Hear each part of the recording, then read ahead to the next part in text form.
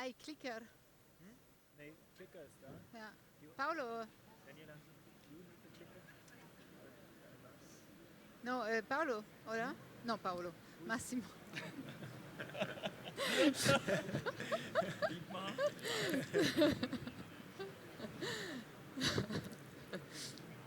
Buon pomeriggio a tutti, mi sentite? No. Non mi sentite? Mi sentite, ottimo. Now you can hear me. Good afternoon, everybody. And first and foremost, thank you so much for accepting our invitation to this prestigious venue. I'm Daniela Poletti, head of marketing Rodenstock, Italy. It's an honor to be here together with you, specialized press, consumer press, and all the supply chain. We have opticians, but also eye doctors. It's a sign that today's topic and our title, when visual sensitivity meets biometry, it means that we hit the target.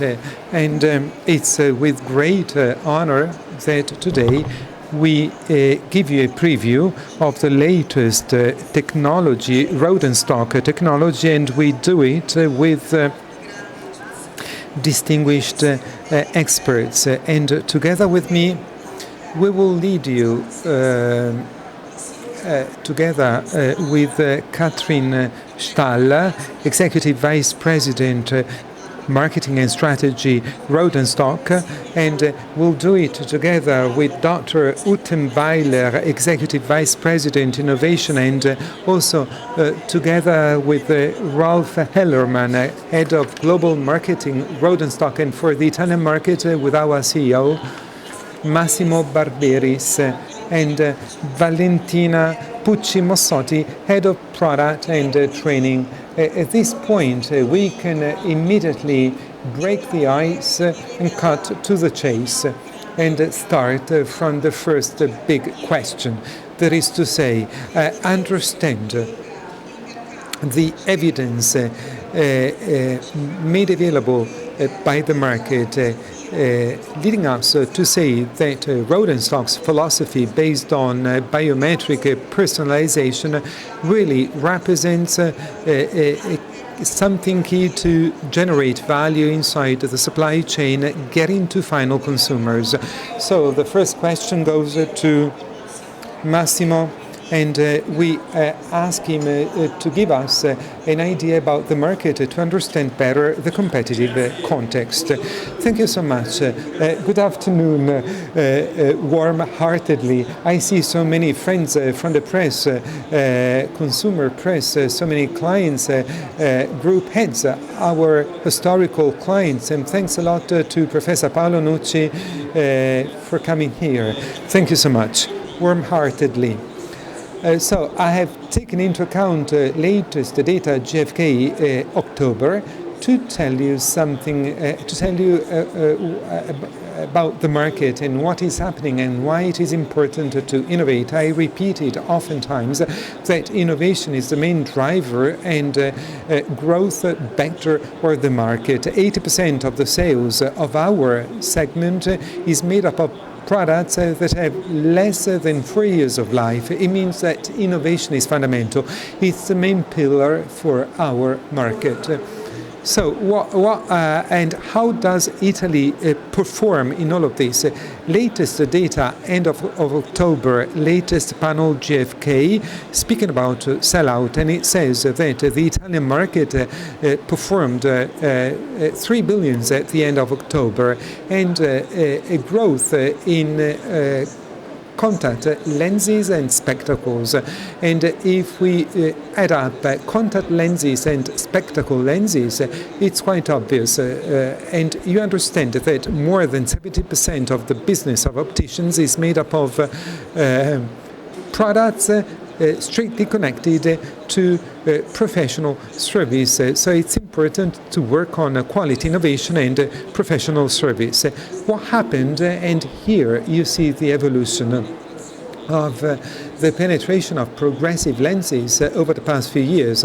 So what happened on the market? We started in 2019 and we had less than 20% progressive lenses, and today it's 23%. I mean progressive lenses. It's too little compared to Europe. And I'd like to stress again one point. In this context, it is fundamental to establish relationships with such SIRS, to establish relationships with doctors, physicians. It's fundamental. And in order to do this, we should also use certain instruments and tools that allow us to foster dialogue. And innovation is one of fundamental elements to establish a dialogue with physicians. So what happened in terms of distribution? And today organized retail detects volumes to the detriment partly of the traditional optical channel. So once again, to protect value, it's fundamental to work on innovation. So if an independent optician wants to generate value, wants to generate margins and increase the value, it's fundamental to rely on innovation and quality of products. And once again, this is of crucial importance. So the evolution of price segments, and this figure is of great interest. If you consider the field of progressives, the segment that grew the most is segment over 250 euros retail price. And once again, it means, and these are data from independent optical channels, it means that this channel is trying to go towards higher quality products, personalized products. Speaking today about personalization of lenses today is fundamental because it allows us to diversify and help distribution compared to the previous scenario. Otherwise, the risk is that organized retail and chains detect volumes and value more and more. And you know that Rodenstock is a pioneer in innovation. Innovation has always been part and parcel of our DNA. Our task is to give the market the best available technology. Here you see the evolution of monofocal lenses, and the same concept applies. All the medium-high segment, however, witnessed an increase in average retail value, and we'll see it today when Dr. Ruttenweiler and Valentina will speak. Our penetration is invasive. We don't just work in the field of progressives, but we want to make available our innovation also for monofocal lens patients. I'd like to give the floor back to Daniela. I have stuck to the time schedule because they always accuse me of taking too much time. You've been perfect. So, we've seen the market, we've seen the value of innovation at this point. We ask Ralph to lead us inside the innovation process that Rodenstock has always pursued. And it's at the basis of big vision to give each and everyone the best visual solution, but especially highly tailored for the needs of the individual patient. Thank you so much, Ralph. My Italian is not that good, so I switched to English. But as you can see, the individualization and also the consumer benefits that we want to bring across with Rodenstock, that whole process started out already 20 plus years ago when we introduced the first individualized lenses. We took it then to a next level in 2018 when we introduced our DNI technology.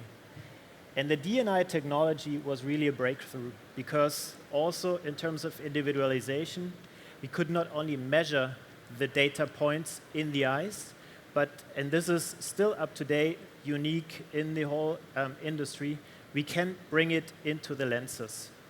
So the introduction was there, and then we brought it to another level.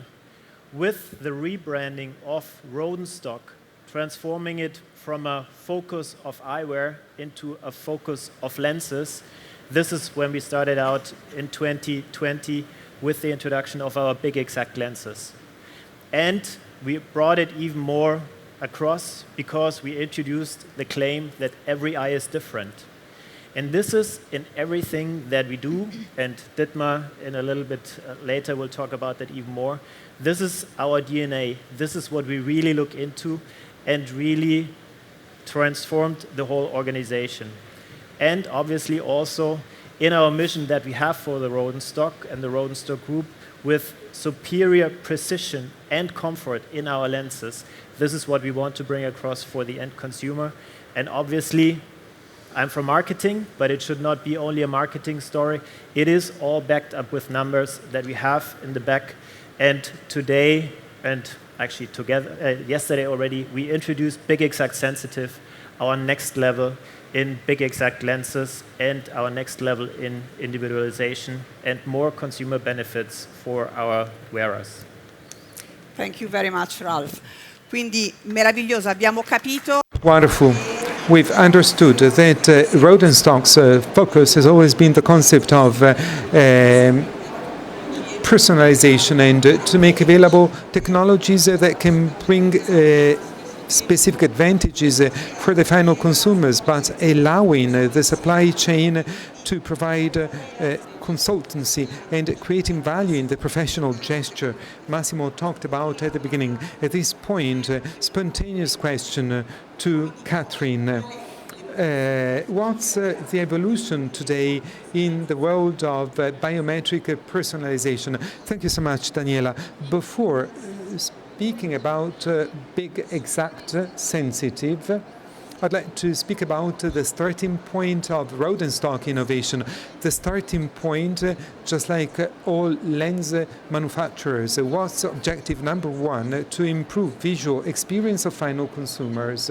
And the point is, how can we find a solution for millions and millions of people with an ad hoc solution for each one of us?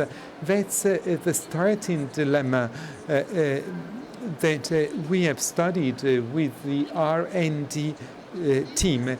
And it's not just a marketing story. I'm a marketing person, but it's a story of corporate innovation, very strong, very important corporate innovation. We've gotten to the market with a vision, and we have created a new paradigm in the industry with Big Exact. Big Exact was our first product, and we could introduce a lens that was specifically for each individual patient biometric data. How did we do it? We have a scanner, DNI scanner, and we take biometric measurements of each eye. So we no longer speak about a standardized approach, but an individualized approach for each one of us. And it's something unique in its own kind. And then we speak with our consumers, our clients, when we develop products. And we, for product development and Dietmar, and we've realized that our consumers who do not want to use and receive DNI scanner, but they are interested in the personalization concept. That's the fundamental point. Having a solution, if I may say so, a therapy for each individual consumer. So the marketing team worked and tried to understand how they could collect data and have a solution for each one without a scanner. What did they do? They put together a solution with technology, artificial intelligence combined with the pool of data, own data, more than 500,000 data. And we have found a personalized solution that we could offer to various patients. That was the evolution. And we have these two segments. We can offer completely personalized lens personalized scanning, but also a solution when we cannot use a personalized scanner, individualized solution thanks to a wide pool of data. And it's not just a solution gained from artificial intelligence random solution, but such data have been collected by us. It's not standardized, it's highly personalized. Last year, we also worked on a layers technology solution. It's focused on better coating, and yes, we provided the market with personalized biometric lens, but it's neater in a way. And this was the evolution mentioned by Ralph before.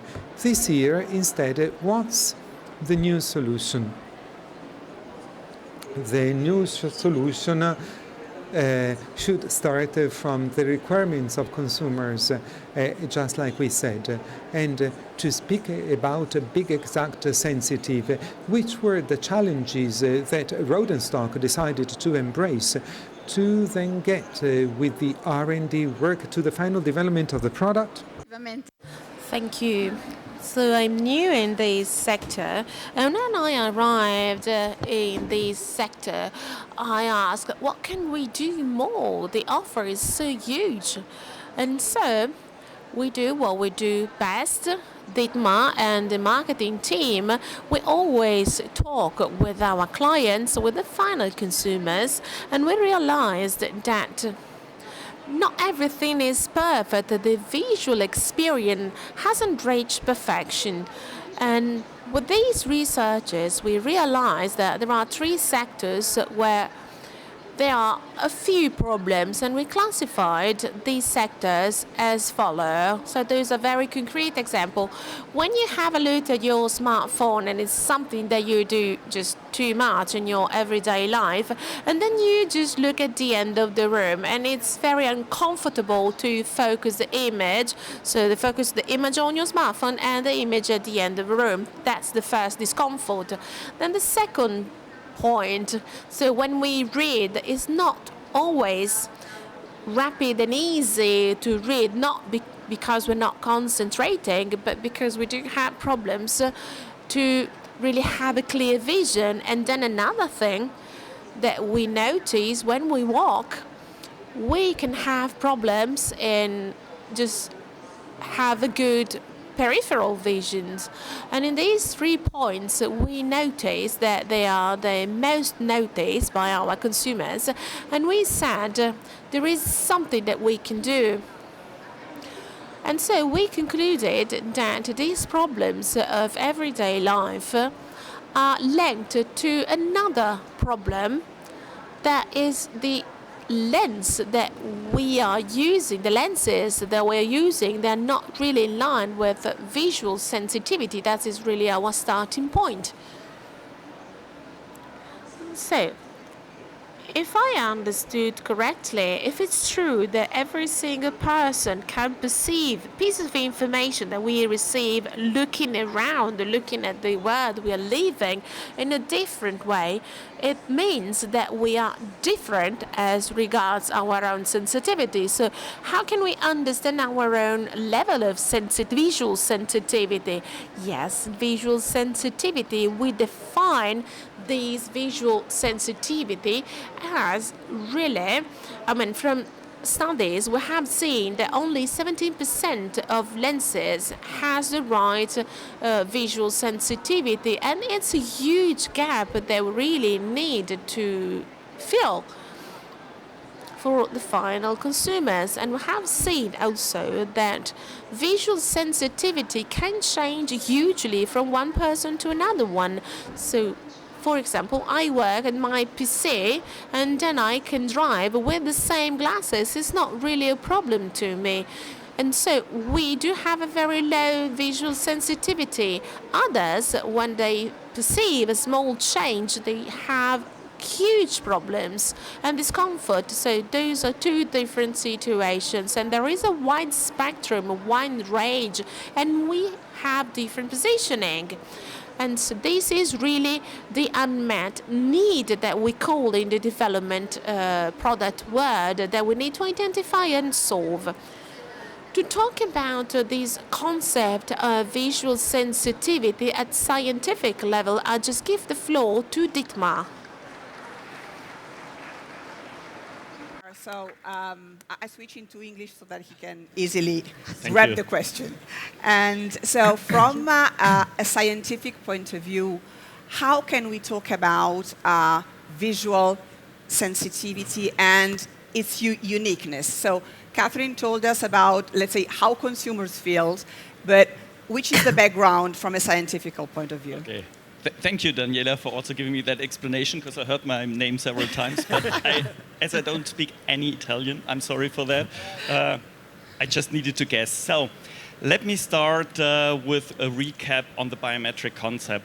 And you remember that's how I explain the biometric concept, is that for the first time in our industry, we actually treat the calculation of a spectacle lens like it should be, like in technical optics. So if you want to image an object to an image plane, then basically in technical optics it's pretty obvious. You basically need to know all refractive elements, their position, their refractive power, and then you can actually optimize that on the image plane, in our case the retina, that you have the best and sharpest image.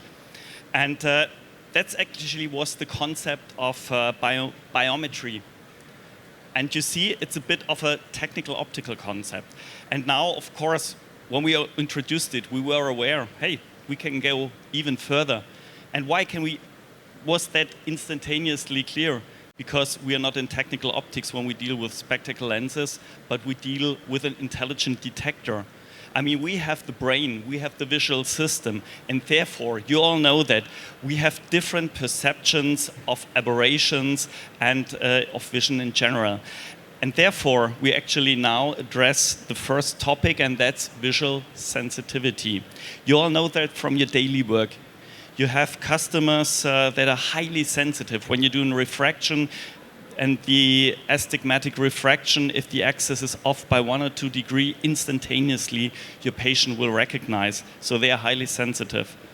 And on the other side of the spectrum, you will actually also have individuals who don't even recognize if they drive their car with their office lenses, because they simply don't recognize and perceive the difference. And that's actually what is shown here on this chart. That's well known that we have different sensitivities when it comes to aberrations. And the sensitivity basically is the effect of aberrations on visual acuity. And that's what can be characterized by these curves. And these curves are highly individual. So basically, when we started our work, we actually thought, okay, how can we actually get to best knowledge of the individual curve of sensitivity for each individual? And when you do that, of course, you need to have an idea. You need to have an idea on the on actually what physical parameters, what physiological parameters determine then your sense and your visual acuity. And I mean, we have some obvious correlations, and you all know them. And then you have some where you simply also need to make use of big data, of artificial intelligence analysis. And for that, of course, you need a lot of data.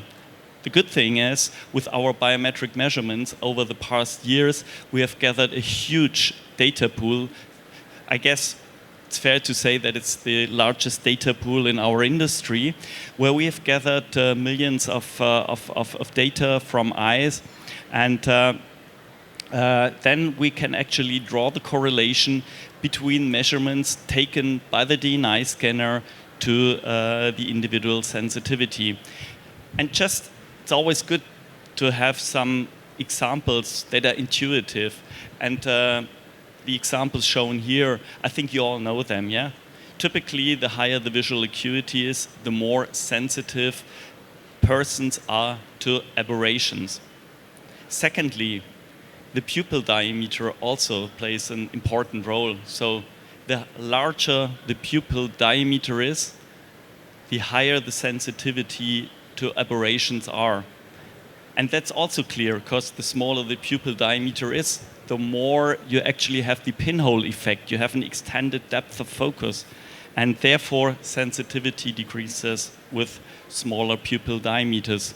And basically, vice versa, if you have high amounts of high order aberrations, then you're also you have with a high amount of aberrations, you basically have a lower sensitivity, so the acuity drops not as deep as normally when it comes then to the effect of these aberrations. And that again is quite simple and easy to understand. Take the spherical aberration, for example. The spherical aberration, the higher the amount is, also the more extended depth of focus that you have, and therefore the less sensitive you are to aberrations. And basically, starting from that point then, asking ourselves, okay, what data do we have from the patient in order to predict this individual sensitivity then? That was the main part actually of our development work. And that's the core thing. There's a lot of research in it. And just as a bit of an insight, I mean, we also thought of, okay, would it make sense to have a test, a direct measurement of the individual sensitivity? And we had a look at several tests, but we decided not to go for a direct test. 2 reasons. First reason, all the tests we saw were not sensitive enough to actually adequately predict the individual sensitivity of the patient. And secondly, we also thought it might not be the best idea to complicate the process of refraction with another test to do. So we asked ourselves, with this rich data that we get, the biometric data, all the aberrations that we measure with our DNI scanner, can we actually go for a good prediction of the individual sensitivity? And we succeeded. And that's where AI then came into the place. We had our data pool, we had an understanding of the underlying mechanisms, and then you can apply AI and go for these correlations. And you see here some of that. So we get the subjective refraction also, we get the visual acuity with the subjective refraction. We have the aberrometric data, so giving us an idea on the optical aberrations. We do get the biometric parameters, including the parameters of the pupil diameter and also the change in pupil diameter with different life conditions. And that's what we then can use actually to predict the individual sensitivity and then change the lenses accordingly. So the general mechanism is pretty simple. So basically, when you have a person that is less sensitive, then you can introduce some aberrations in the center of the visual field, and that leads you then to smoother transitions and to less aberrations in the periphery. And the nice thing is, this individual does not perceive these aberrations as they have a low sensitivity, and they perceive larger vision fields. And on the other side, if you have a high sensitivity, it's of utmost importance to have the largest clear vision fields. And that's what we do basically for these patients. So every patient, be it a high sensitive person or a less sensitive person or a low sensitive person, will perceive wider vision fields. And in general then, and that was then the subjective feedback we received from several studies, they perceive larger fields of vision. So you see, this is a concept where we said, okay, let's extend biometry from a bit of a technical aspect also to human beings with a visual system, with a brain behind. And of course, I always say, I might be excited as I am because I'm an R&D person, I'm a scientist, but at the end it's all about the patients. They need to perceive the difference. And that's what we're going to talk then also on later on. Thank you very much. Thank you very much, Dr. Uttenweiler. So we saw the scientific background of the development. Scusate, ritorno in italiano. Sorry, I'll go back to Italian. I'll just get lost in translation. So with Professor Weiler, we have seen the role of the scientific background of research and development and the key role that the ENI scanner still has in the optician center. But let's leave on one side the scientific part to understand in our everyday work, in everyday life, in our centers, what's changing. When you decide to give to your clients a big, exact, sensitive lens, Valentina, is something changing in our way of working? No, nothing is really changing in our way of working. So you start your measurement with the DNA scanner. After that, you send the order to the company for the production. What's changing? Well, we have just heard it in a wonderful and precise way. Professor Rottenberg explained that to us. So those measurements that we are able to acquire every day in our shop with DNA scanner after 5 years of research and development and after all the studies that we have done. So in Rodenstock, we are able to use these data in a new way. They have a high potential. Through a new algorithm of artificial intelligence, these same parameters that we have seen about the pupils and diameters or aberrations or the visual acuity, that's a new parameter we're going to use. So these data are going to give to us the piece of information to determine the visual sensitivity. So for the technician, nothing is really changing, but for us, starting from the selling point and these measurements, thanks to research and development and innovation, we are able today to determine the visual sensitivity of every single customer, and we can integrate this sensitivity in our lenses. And what about the advantages and mainly how personal visual sensitivity can have really an impact on how we build the lenses? Because if it's true that we are all different, well, we have seen that visual sensitivity is really very important. And now we are able to determine visual sensitivity with the measurements that we obtain with the DNA scanner. Well, it's very important to think how we can translate these in the design of the lens, because visual sensitivity is explaining to us or telling us how every single person is reacting to aberration. Aberration is really creating problems to vision. But for Rodenstock, every eye is unique, so every single customer reacts in a different way to aberrations. So we need to be able to translate in our design, optical design, visual sensitivity to offer the best visual field, not only the optical visual field, but perceive the visual field for every single customer according to their visual sensitivity. To explain this concept a little bit better, I'd like to start with a couple of examples.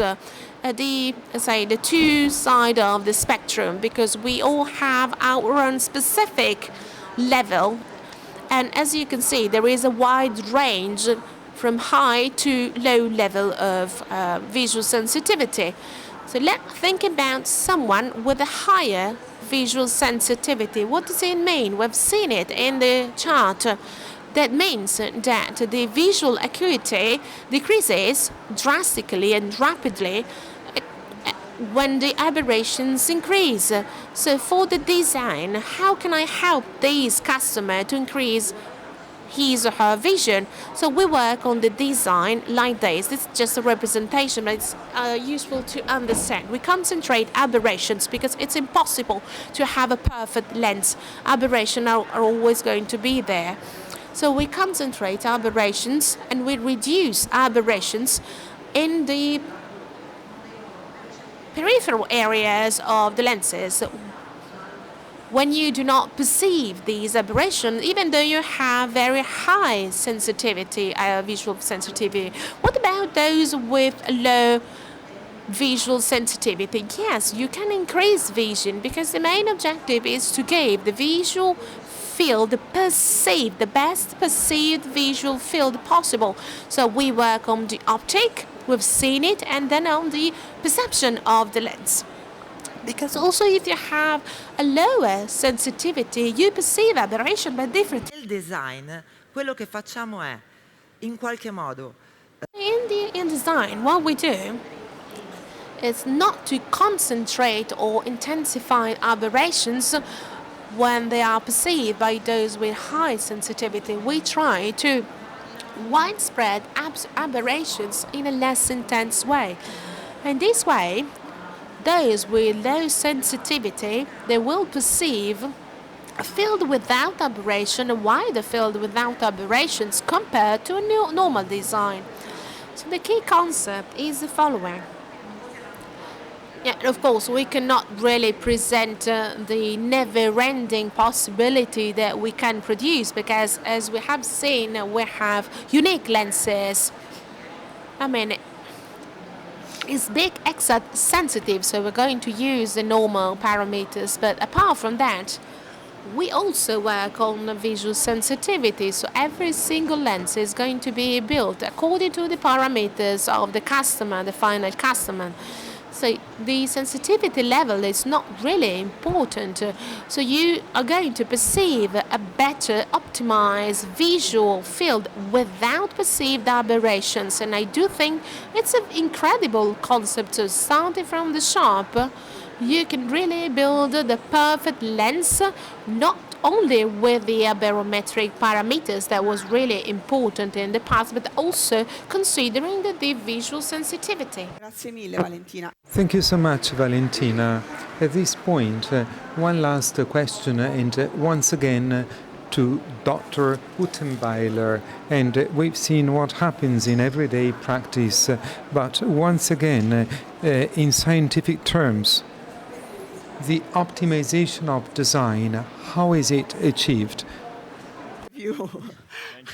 How do we really get to this new visual performance with individualized visual sensitivity index?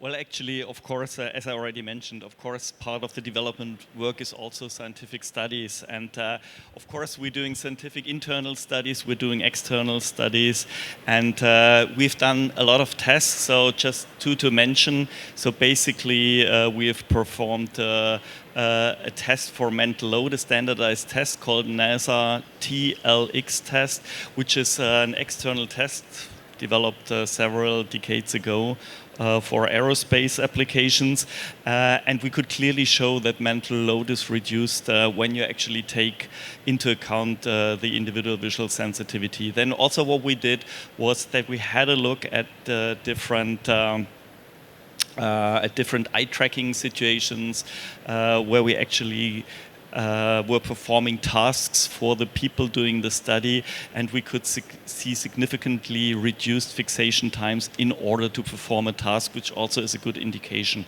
But at the end, it's all about customer satisfaction, and that's important. So basically, it's all about customer satisfaction, which was then also, of course, questions, and the answers were higher spontaneous compatibility. Secondly, also more vision comfort.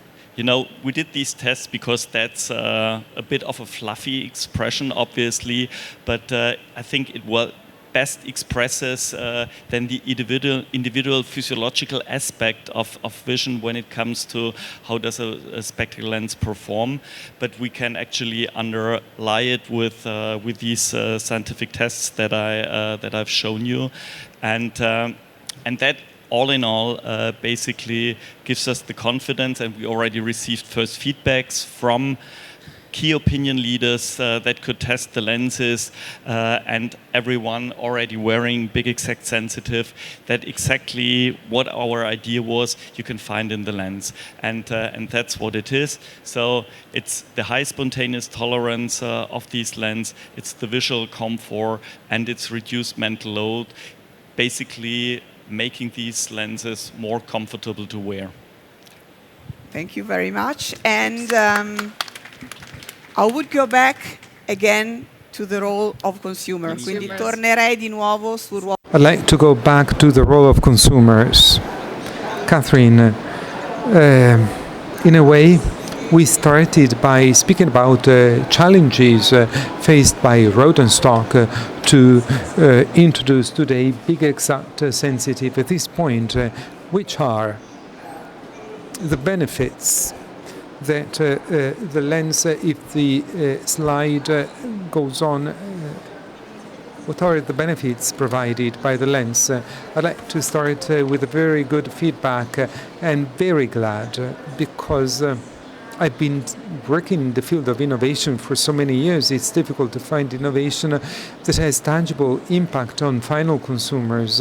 And I'm very happy because we performed an external test and 83% of people that tested the lens had considerable improvement.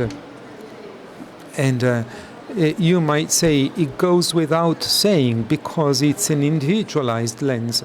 And that's how the feedback should be. But the feedback is extremely positive. And it was stated before, our Italian, Germany key opinion leaders, we met them and they're very satisfied at this new lens. But if we go back to the three examples, 3 points that we identified as problems for final consumers, we have a visual flow that has improved by 24%. It's what I said before. Smartphone, the back of the room, how can I shift from one to the other, near vision, far vision, without encountering problems? 24% improvement. In the case of reading, 28% improvement. And then the last area where we identified problems for final consumers is sense of orientation. For example, how I go down the stairs, I should consider different points. There's a 35% improvement, extremely positive feedback that we'll keep on monitoring in the course of time. Carrying out studies in our, R&D department, we're very satisfied. We've gotten to highly individualized biometric lenses, but also visual sensitivity. It's an even further step, allowing final users to see even more. Thank you so much, Catherine.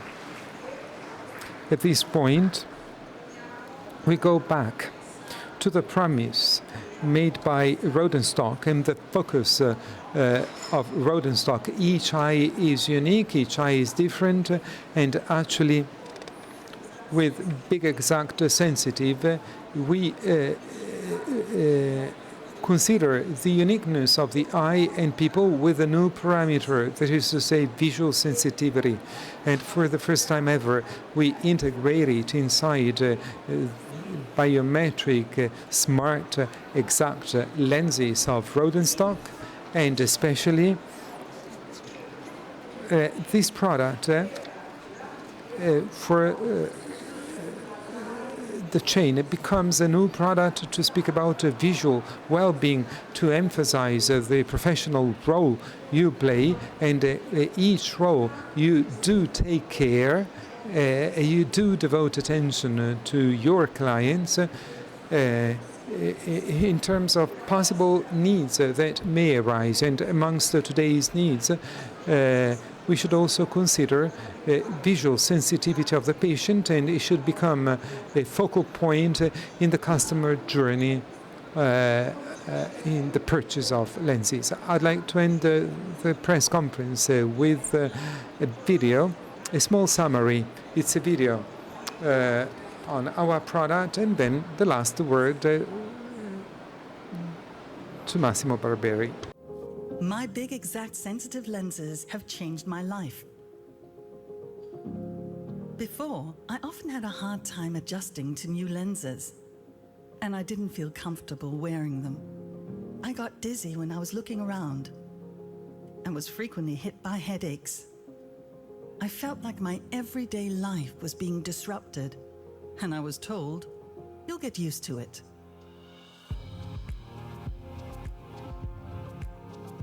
Get used to it is a phrase we hear often, but unfortunately, it doesn't solve the problem for everyone. Neither for Sarah here, who clearly has lenses that are not optimized for her visual sensitivity. To understand visual sensitivity, we first need to have a look at how our visual system works. The human brain constantly needs input from our surroundings to help make sense of the world. This input comes from our two visual subsystems, peripheral vision and focus vision. Throughout the day, our eyes rapidly move through various viewing fields and adjust to changing distances from all directions to support these two subsystems. In certain areas on the lenses, these movements can lead to distortion and blurred vision. This is what visual sensitivity is all about. The thing is, people react very differently to these issues. For instance, people with high visual sensitivity experience discomfort, even from slight visual disruptions. They find it difficult to adjust to their surroundings and provide their brain with the right information for ideal perception. Knowing this, combined with the fact that our vision is constantly in a dynamic state where our eyes move up to 250,000 times a day, underscores the critical importance of selecting lenses that match your individual visual sensitivity. Because it is very individual. Through our research, we discovered that 83% of spectacle lenses do not fit the visual sensitivity of the wearer. The solution to this problem was to dig even deeper into our knowledge and measurements from biometric intelligent glasses. With big vision, we developed a biometric eye model that helped us create millions of biometric lenses. Employing their expertise and conducting comprehensive calculations, our researchers got to work. They leveraged our industry-leading biometric data set and applied advanced data science and AI to develop a way to determine individual visual sensitivity based on measurements made with our DNI scanner. We used that to further develop our state-of-the-art biometric lens calculations and collaborated with the University of Applied Sciences in Munich to study and test the results. With this groundbreaking discovery, we created the Visual Sensitivity Index that illustrates each person's unique visual sensitivity. Now, we can leverage the exact and individual measurements made with our DNI scanner and design lenses that are optimized precisely for each individual, marking the next evolution in big vision. Today, we can proudly introduce Big Exact Sensitive, the world's first spectacle lenses optimized for individual visual sensitivity and biometry. To see how this works in reality, let's look at some cases. Sarah here has high visual sensitivity. Her experience is equal to many people with high visual sensitivity. Even slight changes in her vision can cause disturbances and disrupt her vision flow. Her Big Exact Sensitive lenses must then be optimized with smaller concentrated aberration fields. Maria, on the other hand, has low visual sensitivity, meaning she is not as perceptive of small changes in her vision. Lenses optimized for her visual sensitivity feature evenly distributed lens aberrations and softer transition zones. No matter how high or low your visual sensitivity is, we can use the index to illustrate your visual sensitivity and craft lenses that are perfectly optimized for individual needs.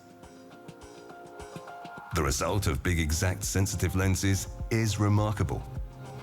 83% of study participants preferred the new lenses, and they experienced a visual performance improvement, more specifically, a 24% improvement in vision flow, 28% better reading flow, and a 35% boost to their orientation.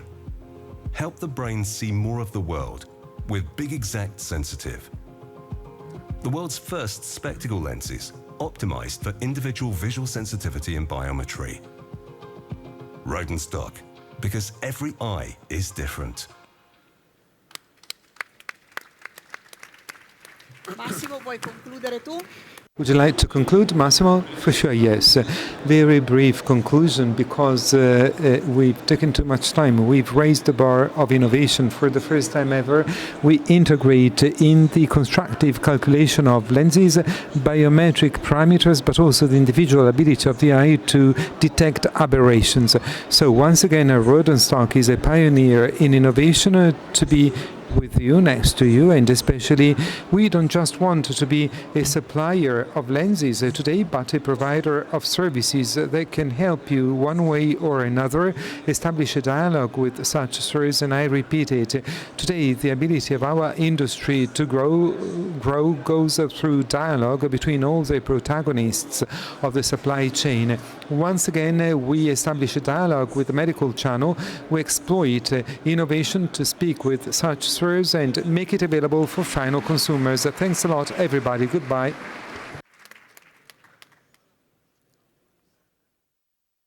Non hanno cambiato il video. Non importa.